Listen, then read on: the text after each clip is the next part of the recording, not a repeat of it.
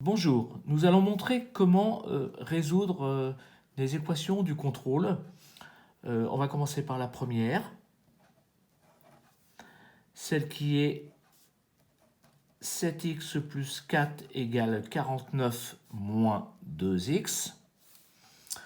On voit ici qu'il y a une opération de soustraction. Donc, pour faire disparaître cette opération de soustraction, j'ajoute 2x des deux côtés de mon égalité. Si j'ajoute 2x des deux côtés de mon égalité, à gauche, j'ai 7x plus 2x, ça fait 9x plus 4. Et à droite, il me reste 49 parce que moins 2x plus 2x, ça fait 0. Maintenant, je regarde, j'ai 4 des deux côtés de l'égalité. Je décide d'enlever 4 des deux côtés de mon égalité. Il me reste donc à gauche 9x, puisque plus 4 moins 4, ça fait 0. Et à droite, 49 moins 4, ce qui fait 45. Si 9x égale 45, avec le sens des opérations, cela signifie que x ou 1x vaut 45 divisé par 9, c'est-à-dire x vaut 5. Ça, c'est pour la première équation.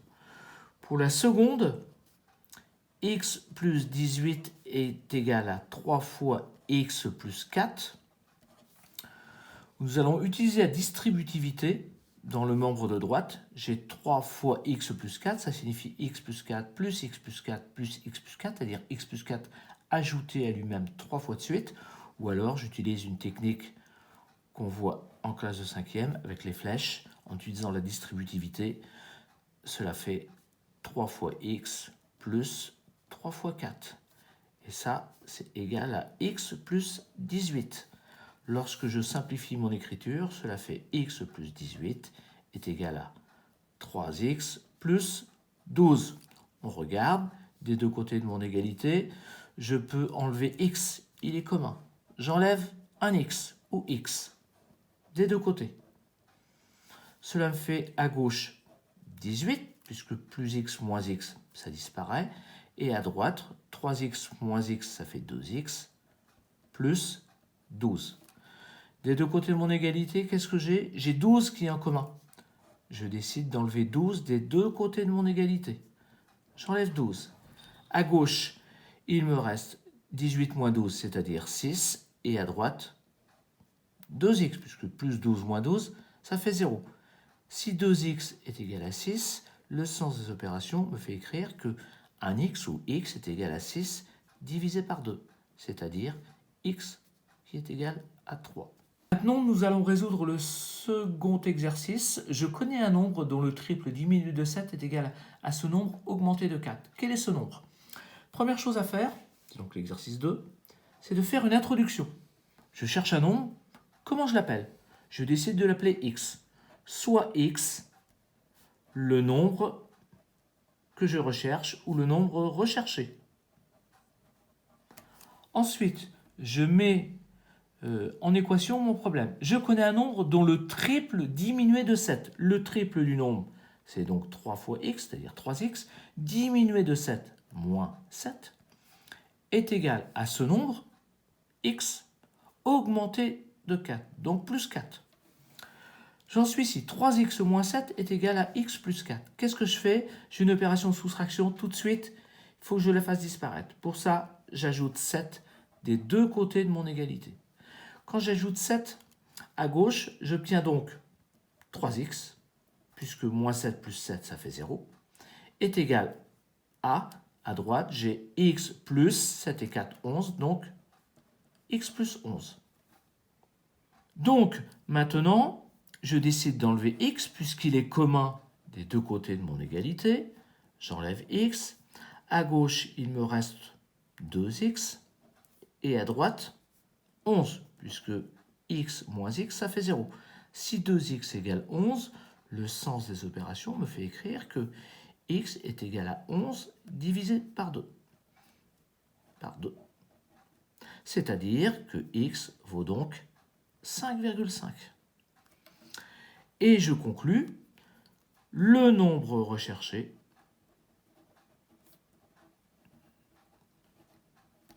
est 5,5. Bien évidemment, avant d'avoir fait la conclusion, il faut vérifier que cette valeur fonctionne. Et après vérification, on peut faire effectivement la conclusion et trouver que le nombre recherché est 5,5. Maintenant, nous allons faire la correction de l'exercice 4. Mathilde et Paul saisissent sur leur calculatrice un même nombre. Voici leur programme de calcul. Alors, le programme de Mathilde, le programme de Paul, il faut donc retrouver le nombre qui convient. Donc, j'appelle x le nombre choisi par Mathilde et Paul. Je sais que le programme de calcul de Mathilde, c'est, je saisis un nombre, bien x, je multiplie ce nombre par 7, donc 7x. Je soustrais 8 au résultat obtenu, 7x moins 8. Paul, lui, c'est un nombre, toujours x, multiplié par 2, donc 2x, auquel j'ajoute 15, donc 2x plus 15. Il faut trouver le nombre qui vérifie ces deux choses. Je mets égal entre les deux. Et j'utilise mes règles. Je vois que en commun, j'ai moins 8, donc j'essaie de faire disparaître cette opération de soustraction en additionnant 8 des deux côtés de mon égalité. À gauche, j'ai 7x. À droite, j'ai 2x. 15 plus 8, ça fait 23. Maintenant, je regarde, je vois que j'ai 2x qui se trouvent en commun des deux côtés de mon égalité. Je décide d'enlever 2x des deux côtés de mon égalité. À gauche, il me reste donc 5x. Et à droite, il me reste 23, puisque 2x moins 2x, ça fait 0. Si 5x est égal à 23, eh bien x est égal à 23 divisé par 5. X est donc égal à 4,6. Après vérification, on peut conclure que le nombre choisi par Mathilde et Paul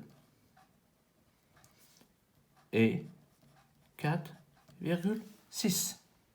Bon, maintenant, nous allons résoudre le problème numéro 5. Alors, on sait que dans un triangle, la somme des angles vaut toujours 180 degrés. Alors, j'ai des informations. Donc, je sais que x, un angle aigu, plus 3x, l'autre angle aigu, plus 100 degrés, tout ça, ça fait 180. Voilà, la mise en équation, elle est faite. Ensuite, 1x plus 3x, ça fait bien 4x, plus 100 égale 180 degrés.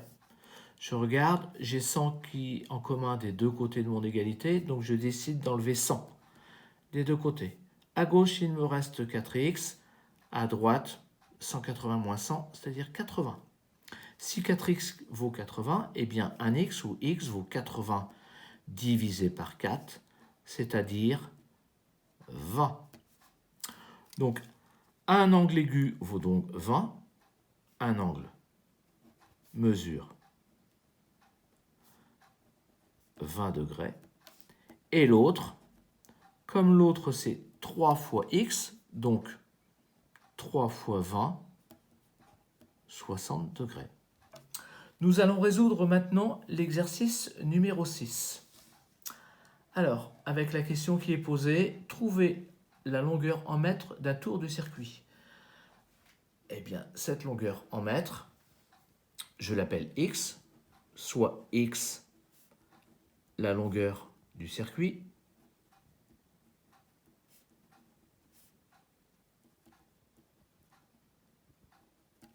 et je regarde le texte. Je sais qu'Anouar, il part de chez lui, fait 4 tours de circuit, puis rentre chez lui. On voit que sur le dessin, entre le début du tour du circuit et sa maison, il y a 200 mètres. Donc, il y a 200 mètres à parcourir avant de rejoindre le tour, son circuit de footing, et 200 mètres pour rentrer chez lui. Donc, Anouar, c'est donc 200, plus, il fait 4 tours de circuit, 4x, plus 200 pour rentrer chez lui. Ça, c'est le parcours d'Anouar. Bilal, lui, la distance entre sa maison et pour rejoindre le circuit, il est de 1,4 km, c'est-à-dire 1400 mètres. Bien, pour Bilal, c'est donc 1400 mètres, plus, il fait un tour de circuit, donc plus X, plus 1400 mètres pour rentrer chez lui. Voilà.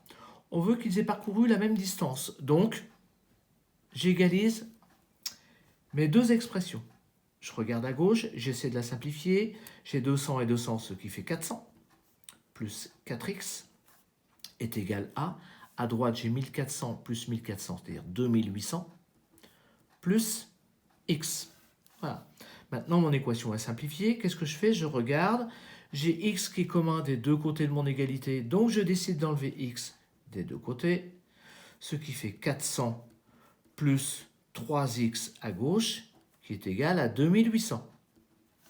Je regarde, j'ai 400 qui se trouve en commun des deux côtés de mon égalité. Je décide d'enlever 400. Quand j'enlève 400 des deux côtés de mon égalité, à gauche, il me reste 3x, et à droite, il me reste 2800 moins 400, c'est-à-dire 2400. 3x vaut 2400. Par le sens des opérations, cela signifie que x ou 1x, c'est 2400 divisé par 3. 2400 divisé par 3, ça fait 800. J'en déduis donc que x est égal à 800. Et après avoir vérifié, je conclus que le circuit de footing mesure 800 mètres.